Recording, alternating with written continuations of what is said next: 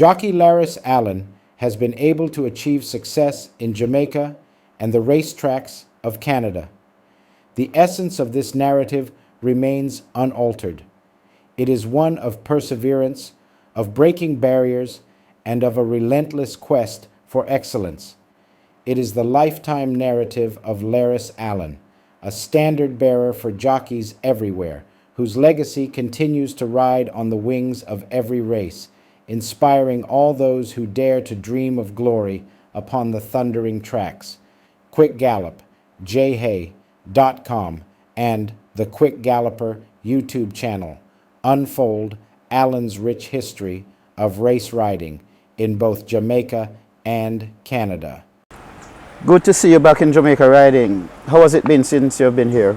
Well, it's been good. Get to see back some of the trainers that I used to ride for when I was riding here full-time in Jamaica. And you know, I meet and greet with them. So everything seems to be going very well so far, so to speak. And who would have been some of the trainers you are working with closely whilst here now? Well, I'm here now. I'm getting on some horse for Mr. Richard Azan. I get on most of the horses though that I'm getting on for is for Mr. Hutchinson, Donovan Hutchinson. I've known him since early 2001. He's a very good friend of mine, you know. Precisely, he know my in and outs, most of my ways. Because since I've been apprentice jockey, me and he got introduced in Edgewater, and from ever since there, me and him becomes very close friends. And you know, so I came in from Canada and he approached me and said he would like me to start riding some horse for him, and I say certainly I will. You know, for evidently I didn't know that he becomes a trainer. It's just when he told me that, and then he showed me a race that he won his first race with Further and Beyond. You know, I go back and I watch the replay and I say, oh, he's a trainer, that's good. And you know, he did a very good job with that horse, and he's still doing a good job because he have some horses in the stable now that they're going very well. They're doing everything right, and I think he knows what he's doing. Larris, you've been off this circuit for a while. You've been riding in Canada. But before we get to there, let's relive some of your accomplishments here. How did you get involved in the sport here in Jamaica?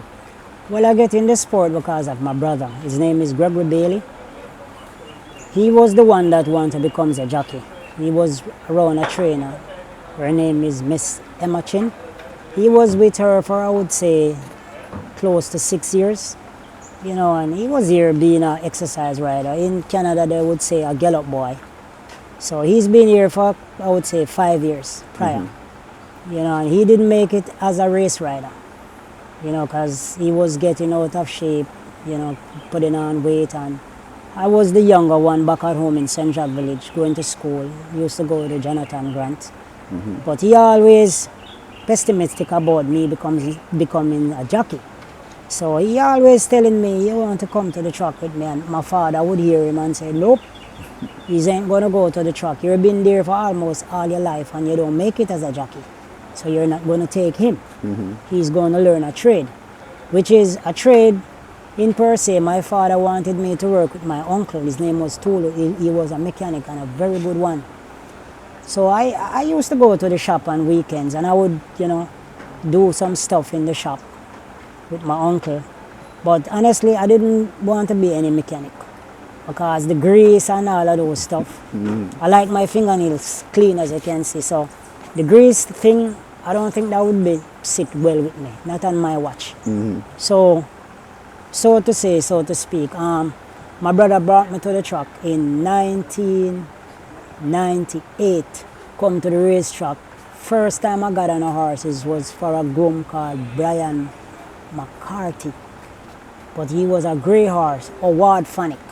How could I forget that? I was scared out of my mind. What age were you at the time? That was, I think I was 16. I was 16. No, I don't think. I was 16 because I remember quite vividly. The horse name was Howard Fanick. The groom was Brian McCarthy. He put me on that horse, and the horse was so big. I think the horse is maybe 17 hand. Oh, he's huge. Put me on the horse around the ring to walk the horse. And then I was walking the horse, then the horse trying to go into a jog, which is in Jamaica, they would say a trot. But in Canada, they would say a jog. The horse started to jog and started to get scared, because I have never been on a horse before. And, you know, I started to fall off this side, fall off on the other side, because I never knew how to balance on a horse, and I was only on a sponge. So I started to call out to him. I say, hey, my groomie, please come and take me off this horse, because I think he's going to run off with me. And he come out of his stall and he said to me, hey, you want to become a jockey, right? And I said, yes. He said, well, if you're scared you can't become a jockey. You have to have heart to ride horses. The horse still trying to go into a jog anyway. He said, sit on the horse and take a hold of the horse and sit steady. Talk to him. He will settle down. Well, I obliged and started to doing what he told me. Start talking to him and say I must call him Papa and all the nice names to get him to obey what I want him to do. Well, I started, and I guess the horse, quite so, the horse started to do what I want. And every other day I would come to the track, get on that same horse, you know, until I went back home, because I was here going on a couple of months and I was not getting an enough horse, because I was learning to ride so fast. I wanted to start to go to the track, and they would be telling me, oh, you're not ready yet. You have to graduate off this ring first. Anyway, I leave and I go back to Central Village. Then I met a friend of mine, his name is Andrew. We used to go to school together. So he used to work at Lenny Supermarket in Arthur. So one day he said to me, how come you're not at the track? I said, I can't bother with the racetrack, you know. So I come back home. He said, would you like to work with me by the supermarket? And I said, certainly, I would like. So he brought me there and I filled up some application form. I got the job. Was working there for around 3 months. Then I used to have a friend there named Wayne. So he always said to me, when you're going back to the track, because you always listening to racing, because I used to listen to racing there on Wednesdays and Saturdays and a little radio that I have. And, you know, I take it into consideration and I said, you know that I'm going to go back to the track. I wake up one Monday morning and I decide that I was not going back to Lenny Upper Supermarket. I'm not going back to Lenny Upper Supermarket, and I decided that I'm going to come back to the racetrack. And then I was coming to the racetrack, coming into the track, I met a groom, they call him Duck. And he said to me, hey, Prentice, long time I don't see you, man. Where you were? I say, I leave, you know, because I thought I was never getting on enough horse. And he said, so where you going? I said, well, I don't even know. I just come back to the track. And he said, come let I bring you by my stable, man. He was working with Mr. Vincent Edwards. That's the trainer that apprenticed me. And he said, come let I bring you by the stable. And he brought me up by to Mr. Edwards and introduced me to the trainer. And now the trainer tell me that if I'm going to stay in his stable, I'm going to have to learn everything about horses, mean from the ground up. So I go there, he gave me 2 horses to groom. A horse called Mr. Chip and a horse called Flying Sailor. Those are the 2 horses I start off with, learning how to groom them, pick their stall, doing everything around them that a groom would do. Because he said that you can't only be a jockey, you have to be a horseman also. So I learned from the best. How valuable you think that was for you at that time, in terms of your overall development? I think it was quite valuable, you know, because it's good to know about horses. Because horses is not about the racing and riding part of it. If you should go out on a horse, and sometimes some horses have actions and they're not lame. And if you're not experienced enough to know stuff like that, learning from the grassroots up, from the old school trainers in this industry, you can come back and tell that trainer that that horse is sore and he's not. He can have a little rheumatism, he can have a long and short leg. It can be so many things. So it's good to learn it from the base, where down here they would say the grassroots come up. And you kind of develop a bond with the horses when you... Yes, you develop a bond with the horses also. And love. Right, so you get to know your horse and your horse get to know you. So together, you guys becomes one. You went through the system pretty quickly, Larris. Yes, I do. Was that an advantage or disadvantage for you now looking back? It was an advantage for me. If it was a disadvantage, I think I would leave racing a long time ago. because I got licensed in 1999. So I don't think I would be around this long, even make it to Canada, doing very successful there. So I think it was a great advantage for me. You graduated in 99. Right. Tell me about some of your batchmates and the process with the school. Well, first thing first, I'm going to tell you about the school, then I go to my batchmate. Well, with the school, it was a good experience for us as an apprentice jockey, because when you go there, they don't only teach you to ride horses or balancing. They teach you a lot of things.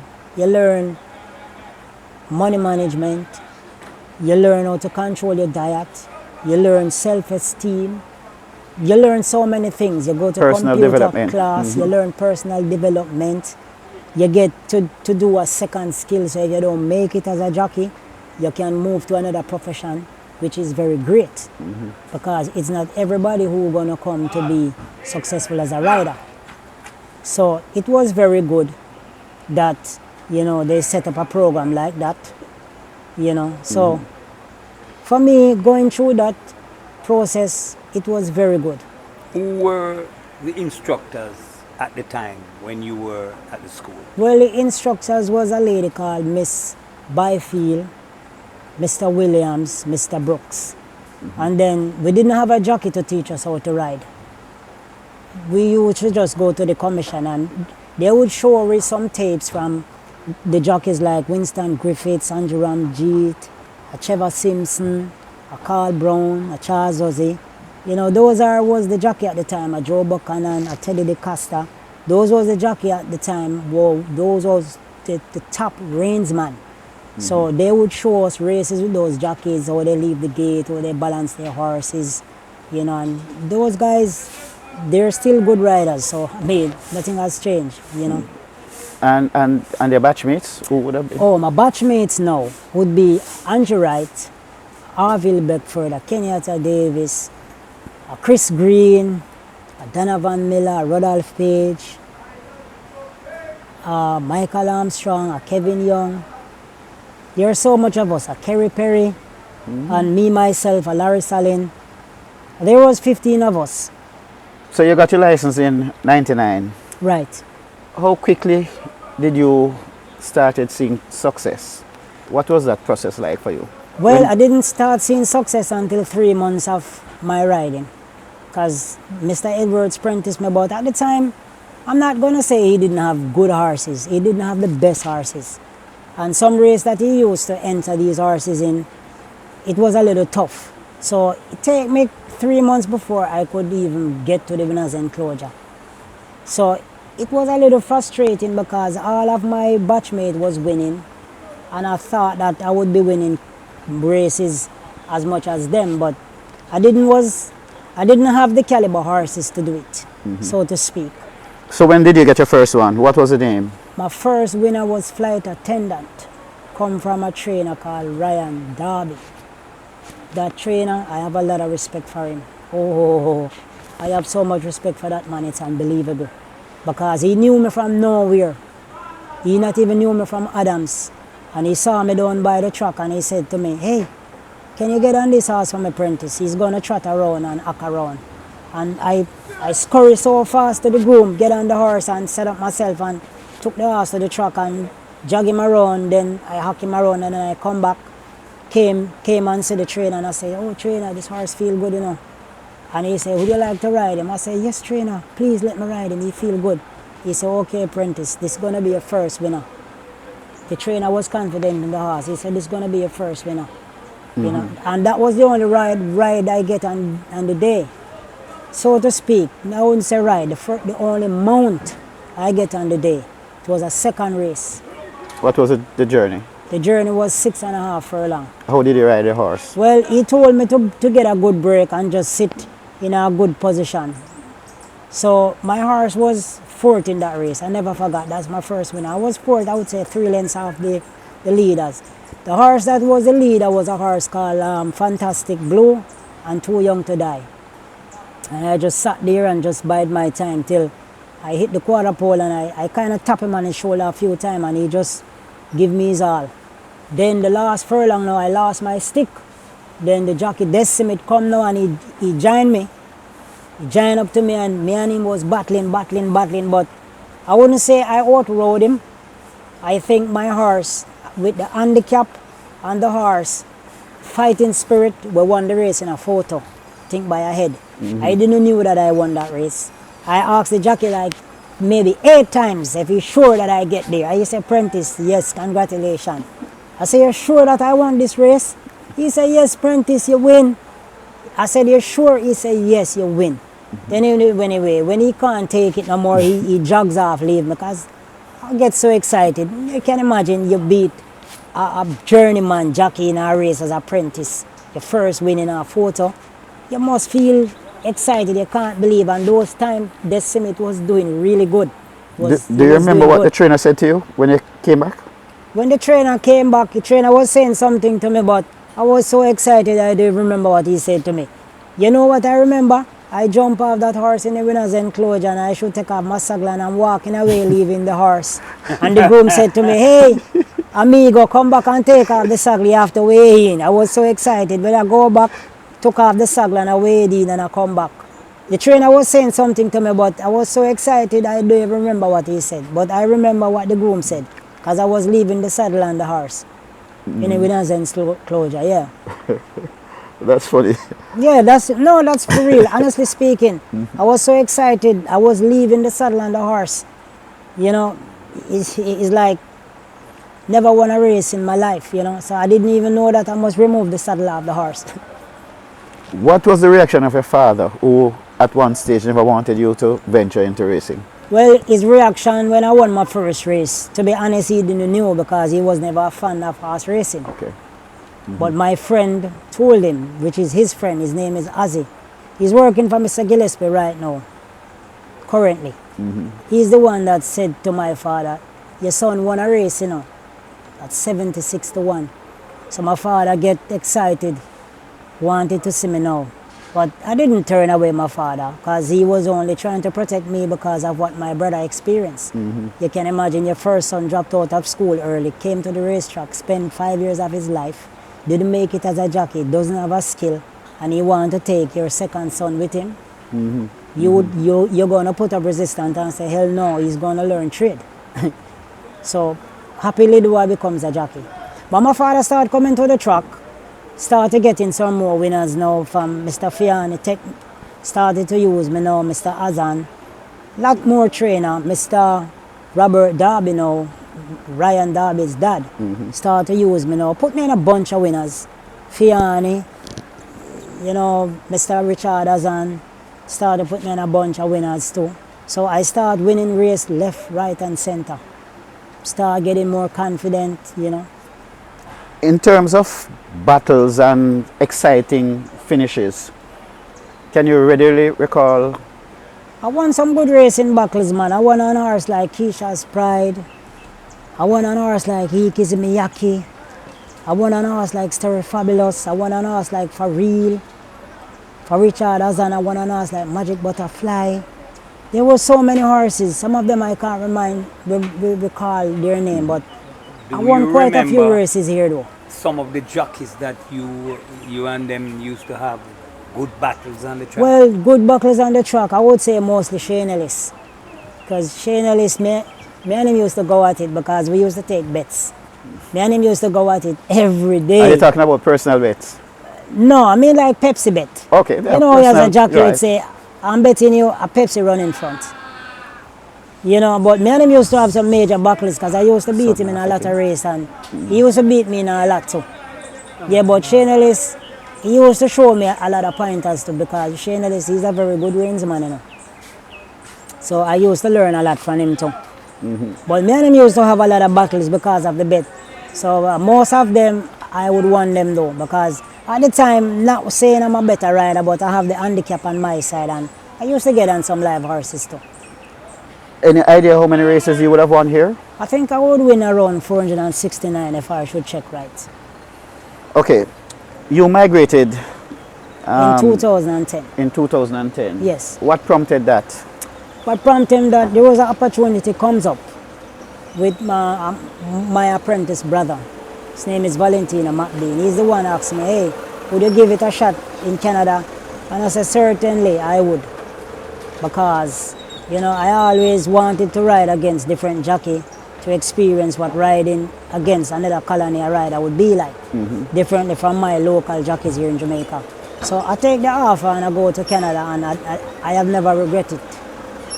He came here in Jamaica for a visit, and he see me riding, not doing too bad, but winning races, but not as much as how I used to win, because there was a crop of apprentices come out and they were doing pretty good. And you know, when apprentices come and they're taking off weight, it's going to get a little stiff for you, right? So anyway, he asked me, would you ride in Canada? And I said, sure I would. I would like to experience riding against a different caliber jockey, because from I get licensed in 99, I've been riding against my local jockeys. So I went to Canada in 2010 and I never regret it. I have a lot of success there.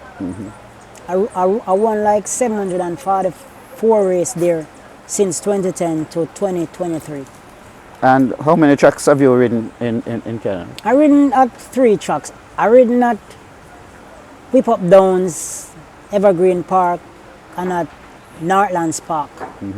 You were telling me about riding for some of the top trainers at some of these meets. Tell me about that. Well, particular, I only ride for one trainer in Canada, particularly now.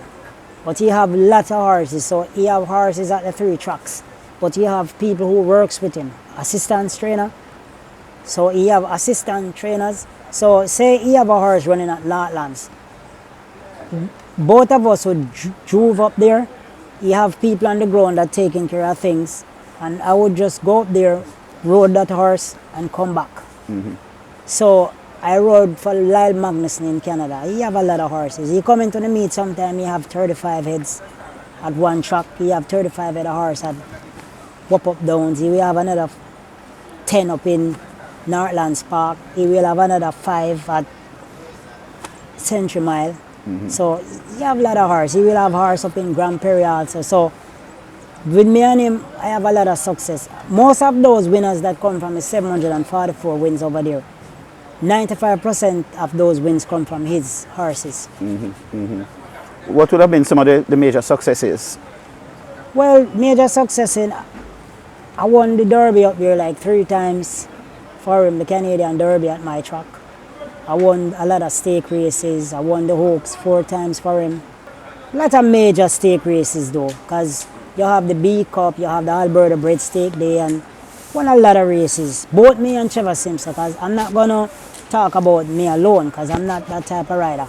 Me and Trevor won a lot of the stake races, because me and Trevor up there, we are both a force to reckon with against each other, because we ride against each other up there a lot, and we ride for the 2 top bands on the racetrack. Are there many Jamaican jockeys at the tracks that you ride up there? Yes, you have like Neville Stevenson, you have Andrew Wright, you have Andre Powell, which is, he's a good one. And you have Blanford Stewart, he come from my batch. And you have some other jockeys that I don't know them, but they are Jamaicans, but they've been there for a while, even before me. Any thought of coming back here, or you're just settled in Canada now and that's where you're going to base for the foreseeable future? Well, to be honest with you, you never know what God have in store for you, so I'm not going to burn bridges. This is where I start. I might have great success in Canada, but I have great success here also. So right now, I wouldn't say I wouldn't ride back here in Jamaica full time, but for now, it is Alberta, Canada. For now, so to speak. Because you have a family taken care of there as well? No, my family are here in Jamaica. Oh, they're here? Right now, yeah. My wife is here. She have her business. My kids going to school, but I spend most of my time in Canada. But some jockey would say, no, they're not riding back to Jamaica. They're not coming back to Jamaica to ride. They're not riding back in Jamaica. My grandmother always told me, don't throw away your stick before you go over the hill. So you never know what can happen, because you have to remember this. You're not a Canadian born. You're a Jamaican. So you have to remember that. Don't let success get to your head. You got to keep your focus, stay humble, and just remember where you're coming from. You have to remember your roots. My roots is at Caymanas Park. This is where I learn most of my riding.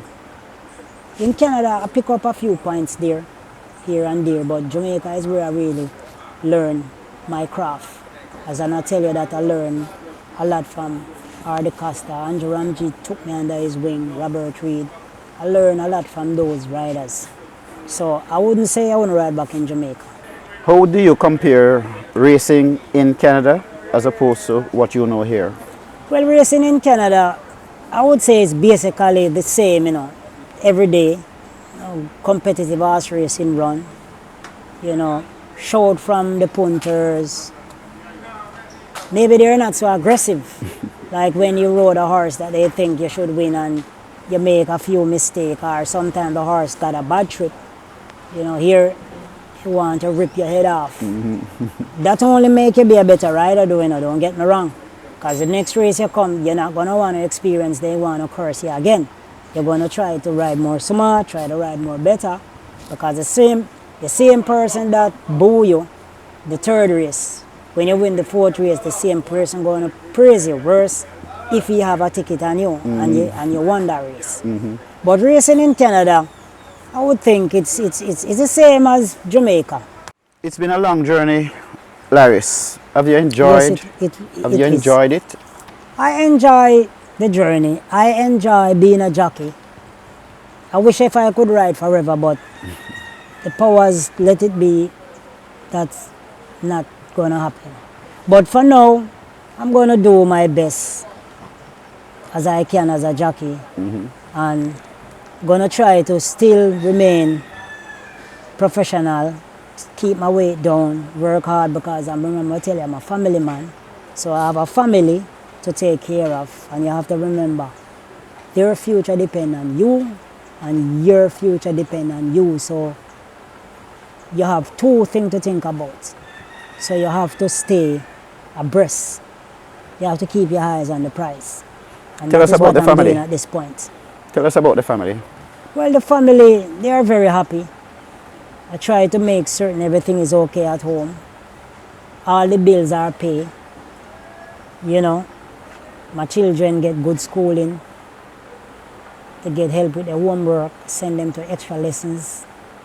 I try to be the best father I can, hoping that my kid will come out very successful, which is I think they're gonna, because I spend a lot of time with them. Like you would be like a jockey and you let horse racing catch up to you. You don't spend enough time with your kids. You want to hang out with friends and you want to drink rum and bum and smoke weed and talk about girls, and I don't do that.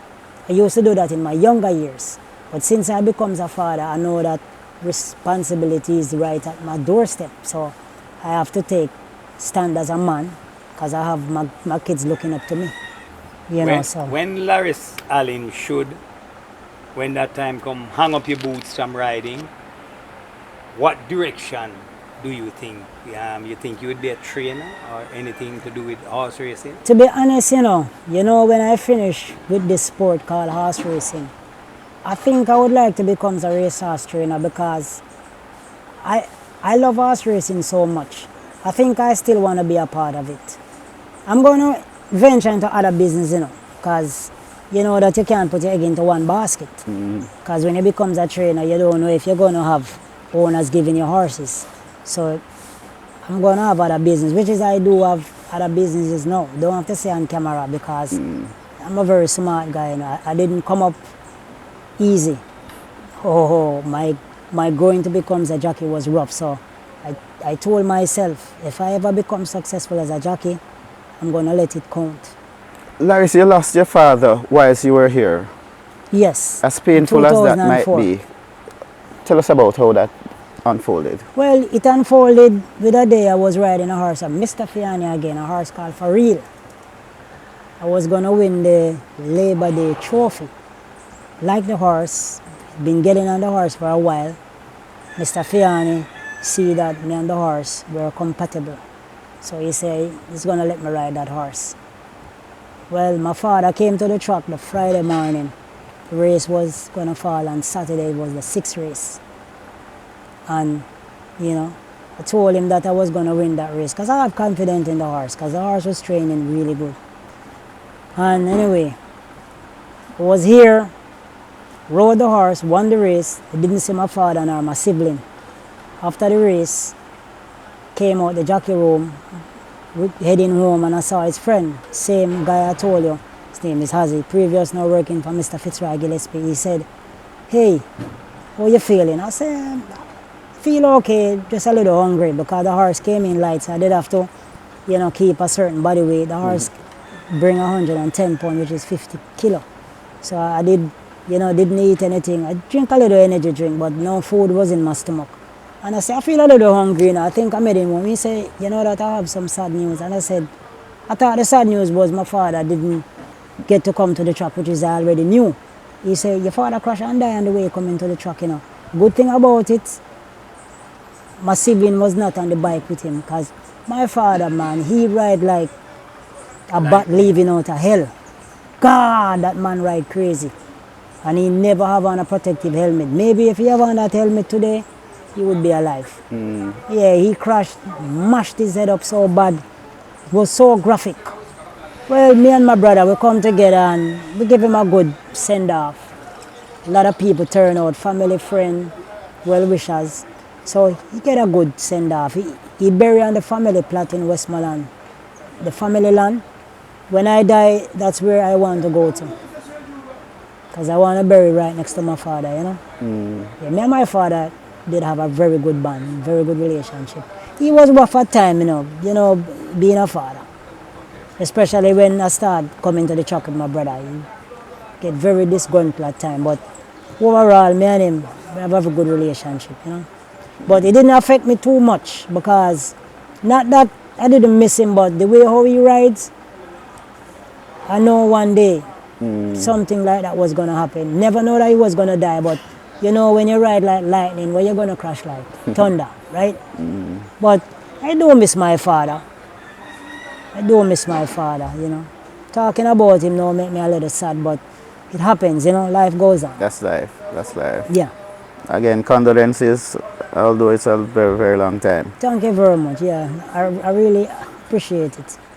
Larris, yes, we want to thank you and You're welcome. wish you all the best as you continue on this journey of race riding. You're welcome, sir.